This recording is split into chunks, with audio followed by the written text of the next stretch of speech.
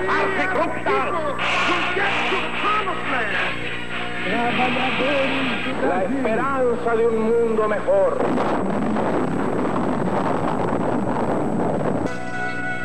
Viajando pela Alemanha em 1985, o presidente norte-americano Ronald Reagan visita o campo de concentração de Bergen-Belsen e o cemitério de Bitburg, onde estão enterrados soldados nazistas. Nesta época, o governo alemão lança um projeto: construir um monumento nacional único, homenageando tanto as vítimas quanto os considerados criminosos do período nazista. Em 1986, o jornal conservador alemão Frankfurter Allgemeine Zeitung publica um artigo polêmico do historiador Ernst Noth. Com o título de O Passado que Não Quer Passar, esse artigo procura amenizar as condenações imputadas ao nazismo após a Segunda Guerra Mundial. Ao longo da década de 80, o mundo assistiu ao ressurgimento e ao crescimento de grupos chamados neonazistas. Na Alemanha, esses grupos trazem de volta a antiga intolerância racial e os métodos violentos do nazismo. Nos anos 80 e 90, as vítimas são migrantes estrangeiros, especialmente turcos.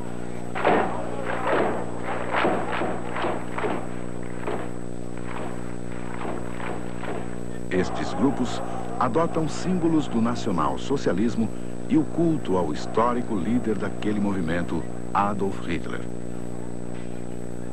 Mas o que foi o nazismo? Por que até hoje encontra seguidores? Bem, por que esses fatos se repetem, se é que nós podemos falar em repetição histórica? Antigamente nós acreditávamos que essas manifestações de autoritarismo eram típicas de sociedades que viviam debaixo de estados autoritários, estados onde não se respeitam os direitos fundamentais da pessoa humana. Não é? Na verdade, hoje, na maior parte das sociedades contemporâneas, inclusive de primeiro mundo, prevalecem os chamados estados democráticos, os estados onde estão assegurados os direitos fundamentais das pessoas humanas e se reconhecem as liberdades civis, as liberdades públicas. Não é? No entanto, paradoxalmente, é nessas sociedades onde nós temos visto uma sequência de manifestações de intolerância com relação às diferenças de gênero, às diferenças de idade, às diferenças de etnia. Não é? O que vem sugerir a nós, pesquisadores, que esse autoritarismo não é um autoritarismo de Estado. Muito mais do que isso, é um autoritarismo socialmente implantado.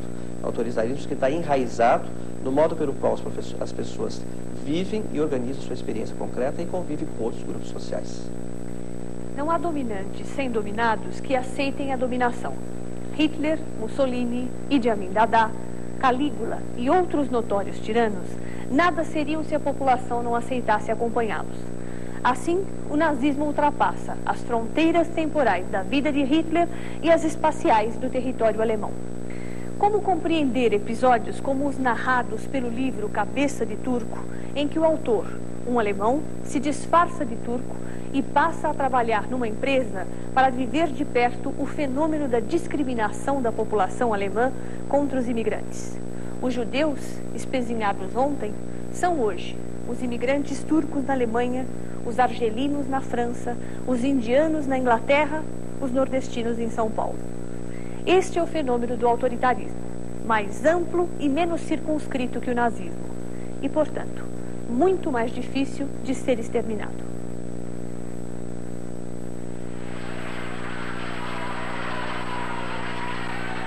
Hitler deu voz a sentimentos latentes. Mais do que dar voz, Hitler exacerbou esses sentimentos.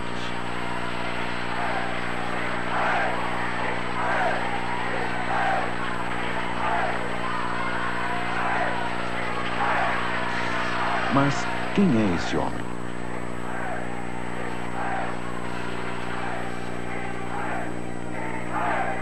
De onde veio? Adolf Hitler nasceu no interior da Áustria em 1889. Foi o terceiro filho do guarda de alfândega Alois Hitler e da camponesa Clara Pölzl. Aos 18 anos de idade, Hitler vai para Viena. Tenta ingressar no curso de arquitetura da Academia de Belas Artes, mas não é admitido. A partir daí, o jovem Hitler passa por um período de dificuldades econômicas. Pinta tabuletas e pequenos quadros para ganhar o sustento. Em 1912, emigra para Munique, na Alemanha. 2 anos mais tarde, explode a Primeira Guerra Mundial. Hitler se engaja no exército alemão. Ele sente grande identificação com a Alemanha. Durante a guerra, é ferido 2 vezes e condecorado com a Cruz de Ferro. A derrota da Alemanha na Primeira Guerra abala profundamente o cabo Adolf Hitler. O impacto que esta notícia lhe causa é descrito em seu livro Mein Kampf, Minha Luta, que irá escrever alguns anos mais tarde na prisão. Cambaleando e tateando, voltei ao dormitório. Lancei-me sobre a cama e, escondendo a cabeça nos cobertores, chorei desesperadamente. Depois da guerra, Hitler encontra emprego no exército alemão. Uma de suas atribuições era frequentar reuniões de partidos políticos e apresentar relatórios sobre suas atividades. Em outras palavras, Hitler era um espião do exército.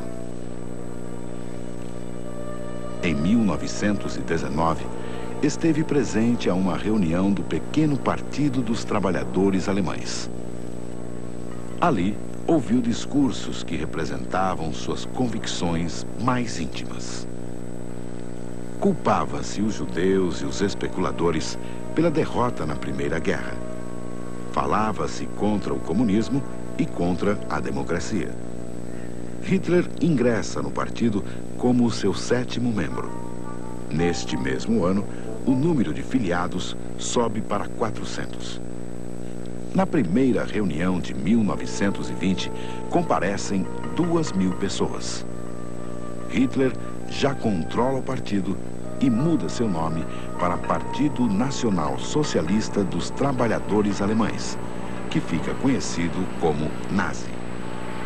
A partir desse momento, os nazis ganham mais e mais adeptos. O que leva tanta gente a ouvir as palavras de Hitler? Ele se destaca por sua capacidade oratória. Exalta as plateias. Mas por quê? O que existe de especial no discurso de Hitler? Hitler se destacava como orador. Ele tinha uma capacidade de exaltar as plateias às quais ele se dirigia. A questão era por quê? Por que o discurso dele provocava esse efeito? Havia uma explicação natural. O povo esperava uma mensagem e era um povo profundamente desorganizado politicamente, buscando uma liderança. E nesse meio, Hitler aparece como um profeta. O seu discurso tem o sentido da profecia. Por isso, ele lança uma esperança. Só que era um profeta extremamente convicto do que dizia. A esperança que ele transmitia, juntada a essa convicção, fazia dele um homem que, ao mesmo tempo, funcionava como um paradigma, se ligava ao povo, mas não se confundia com o povo. E isso o conduziu às exaltações mais incríveis que se possa imaginar. Por que o povo alemão aceitou a imposição da violência, as leis de exceção, a instauração do terror? O filme Uma Cidade Sem Passado, de Paul Verhoeven, mostra no presente a população de uma pequena cidade alemã vivendo às custas de uma memória construída sobre um passado de resistência ao nazismo. Porém, a tentativa de recuperar a participação desta população durante o nazismo mostra a face de colaboração com o terror e a violência de figuras eminentes da cidade. A população, então, se revolta contra esta tentativa de resgate. São as pequenas conivências, as concessões cotidianas que explicam a mentalidade autoritária socialmente implantada. No próximo bloco, a violência das tropas de choque do Partido Nazista. Hitler elimina antigos companheiros. A perseguição aos judeus.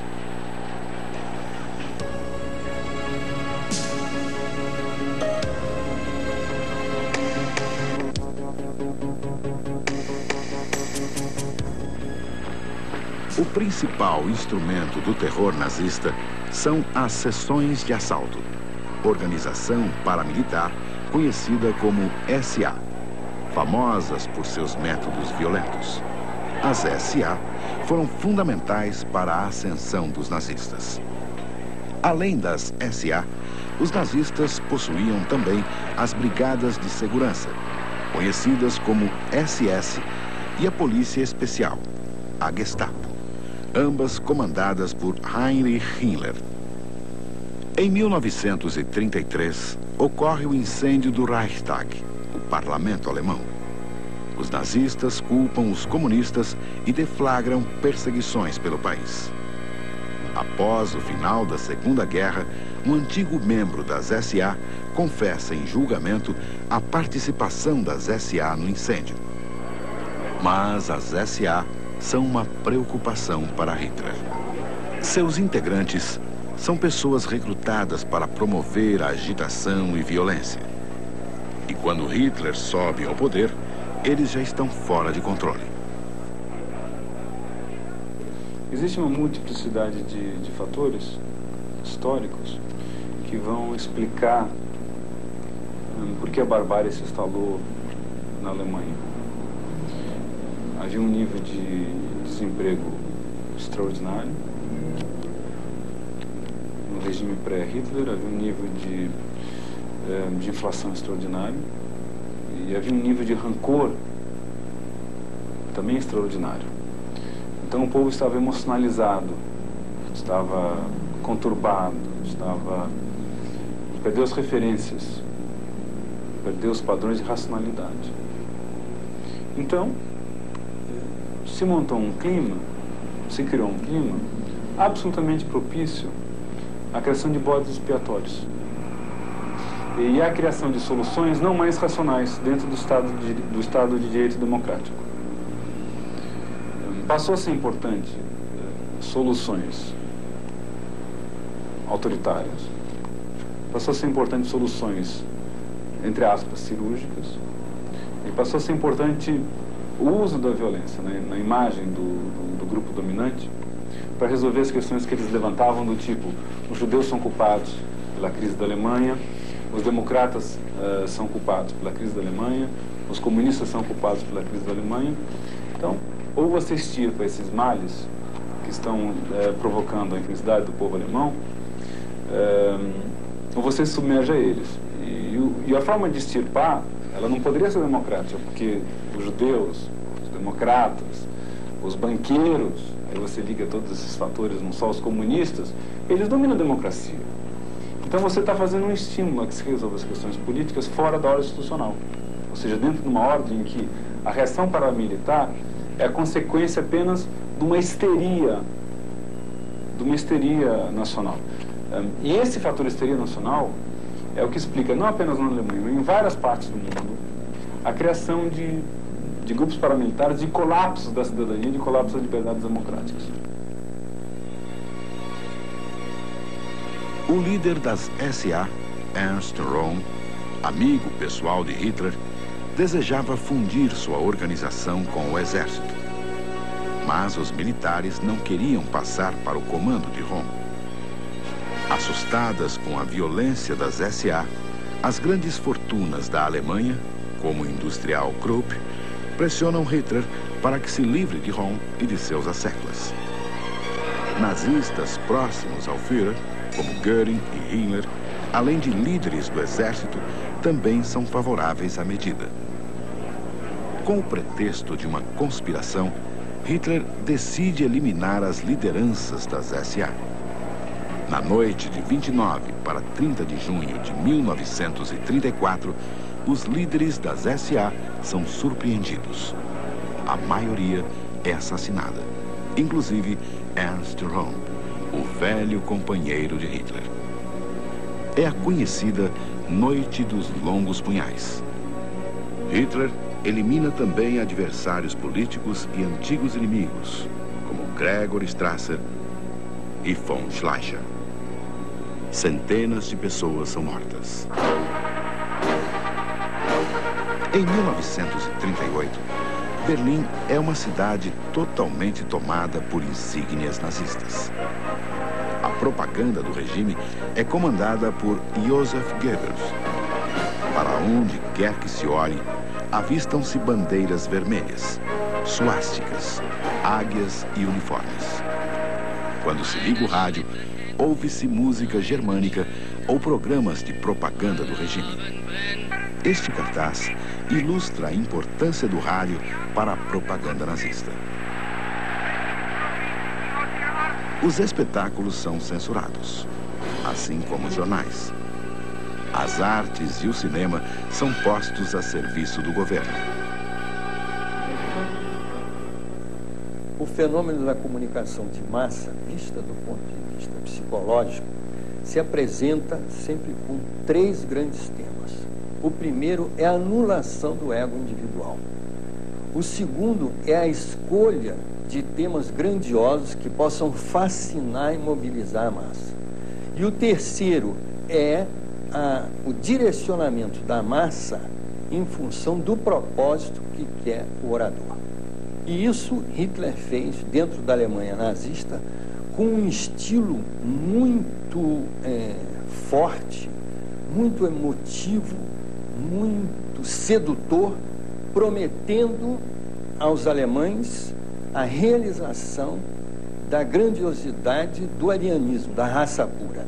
E, ao mesmo tempo, jogando os alemães como massa contra os judeus, explorando o tema europeu do antissemitismo, já preparado milenarmente pela Inquisição, jogando os alemães, então, contra os judeus.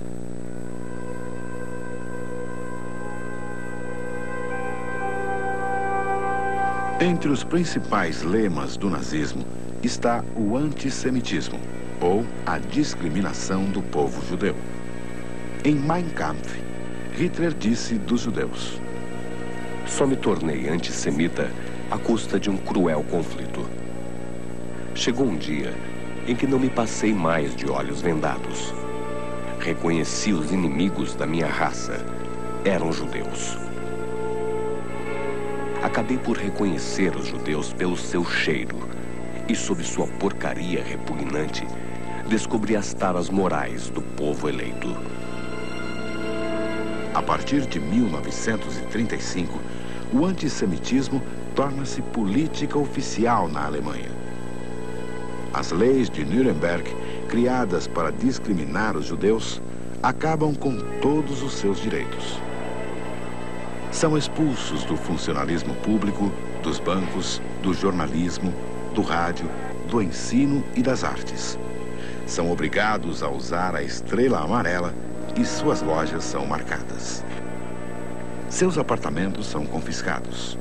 Não podem frequentar hotéis ou restaurantes. Cinema e teatro só em horários determinados.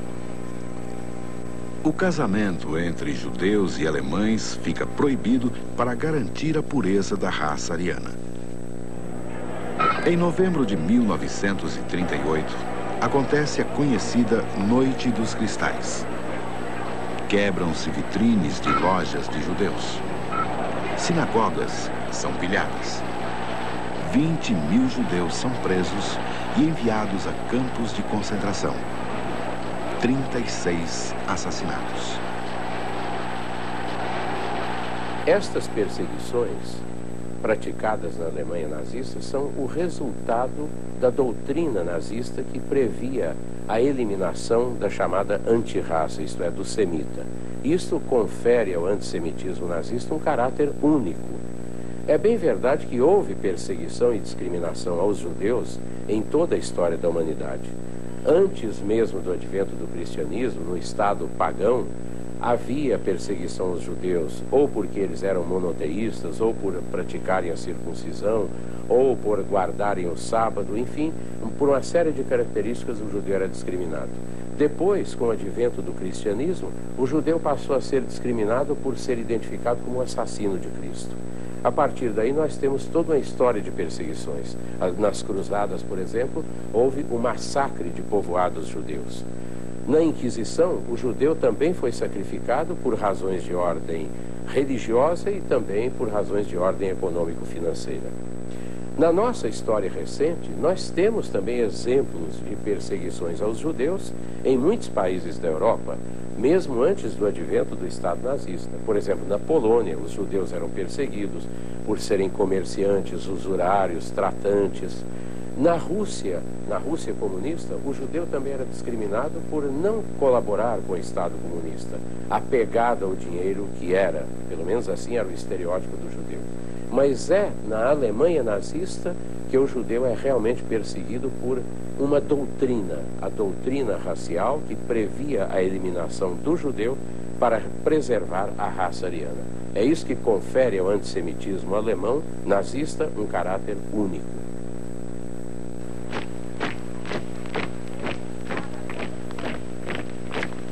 Na Alemanha, as liberdades individuais não existem mais. A Gestapo espalha o terror. Os campos de concentração são uma ameaça. Mesmo assim, muita gente apoia o regime. Uma nova confiança, uma fé no futuro parece guiar o país. Um desafio para historiadores, sociólogos, comunicólogos, psicólogos sociais. Como explicar o entusiasmo da população alemã ante o seu líder Adolf Hitler? Segundo a pensadora judia alemã Hannah Arendt, o nazismo converte a sociedade de classes em massas. Por força dele, o indivíduo perde a sua identificação de classe e se torna massa amorfa, dominada, controlada e conduzida. Hannah Arendt diz também que a sociedade tende a aceitar uma pessoa pelo que ela pretende ser. Assim, um louco que finja ser um gênio sempre tem certa possibilidade de merecer crédito. Adolf Hitler tinha uma crença fanática em si mesmo, e esta sua convicção exercia fascínio sobre a sociedade, que assim se salvava da confusão de opiniões, podendo seguir um caminho que parecia certo e seguro.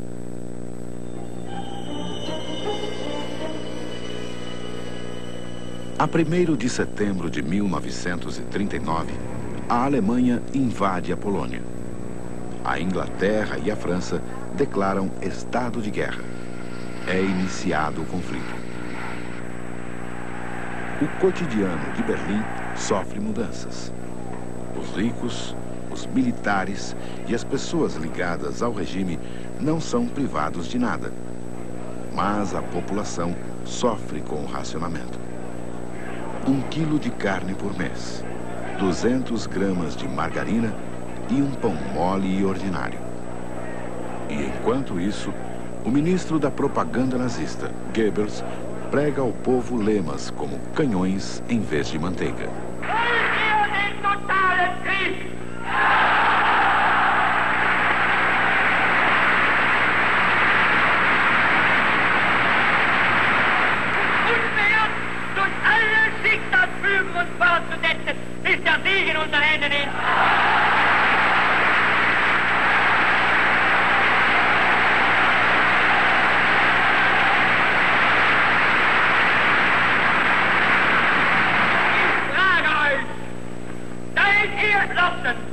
dem Führer in der Erkämpfung des Sieges durch dick und dünn und unter Aufnahme auf der schwersten persönlichen Belastungen zu folgen.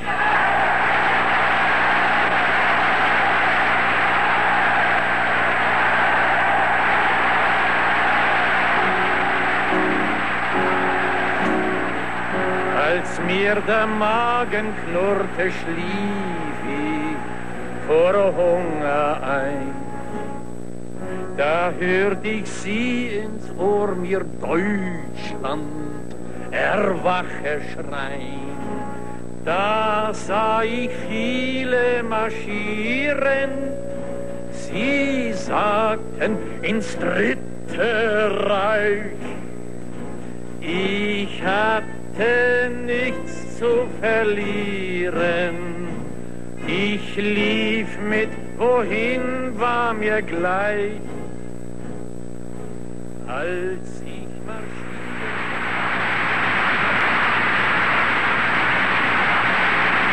Se hoje Hitler aparece como um grande vilão, não era assim que muita gente o via na época. Como entender a reação da população austríaca quando Hitler anexa o país? Quando as tropas alemãs invadem a Ucrânia na União Soviética, são recebidas com entusiasmo pela população. Como explicar isto? O mesmo acontece na França, invadida em 1940. Por quê? Voltando a um passado mais próximo, qual o significado da visita do presidente Reagan ao cemitério dos nazistas em 1985? E o que dizer dos grupos chamados neonazistas? O que pensar da população ucraniana e da francesa recebendo entusiasticamente o invasor? O que pensar hoje dos chamados fenômenos neonazistas que se reproduzem em diversas regiões do mundo? É preocupante pensar que os alemães puderam aceitar a violenta perseguição política e racial por parte dos nazistas. É preocupante pensar que eles puderam permitir a montagem de esquemas paramilitares como o das SA, que à margem da lei destruíram, mataram, pilharam a ponto de banalizar a violência no imaginário da população. É preocupante pensar hoje no assassinato de mulheres turcas na Alemanha e no atentado contra representações nordestinas em São Paulo, Brasil. Só é possível deter esta onda violenta, incontrolável e incompreensível, discutindo-se as raízes profundas do autoritarismo e percebendo o quanto ele penetra no dia a dia das relações sociais.